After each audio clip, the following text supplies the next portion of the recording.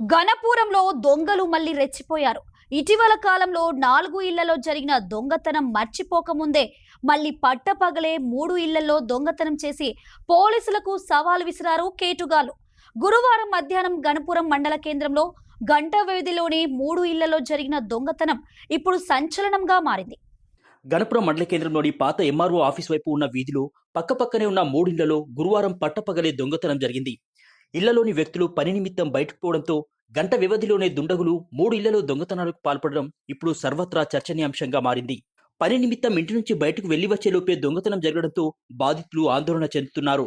ఈ చోరీల్లో విలువైన బంగారం, నగదు పోయినట్లు బాధితులు ఆరోపిస్తున్నారు. పట్టపగలే దొంగతనాలు జరగడం పట్ల ఆవేదన చెందుతున్నారు. కాగా విషయం తెలుసుకున్న పోలీసులు సంఘటనా స్థలానికి చేరుకొని వివరాలు నమోదు చేసుకుని దర్యాప్తు ప్రారంభించారు. నా పేరు కనుకుంట్ల నరేష్. మా ఇంట్లో 2 గంటలకు దొంగలు పడ్డారు. 11,500 క్యాష్ తీసుకుపోయిండు. ఒకటి బ్రాస్లైట్ను సైడ్ మెటల్ తీసుకుపోయారు. నా పేరు మొహమ్మద్ ముస్తఫా. మా డాడీ పేరు మొహమ్మద్ ముజాహిద్.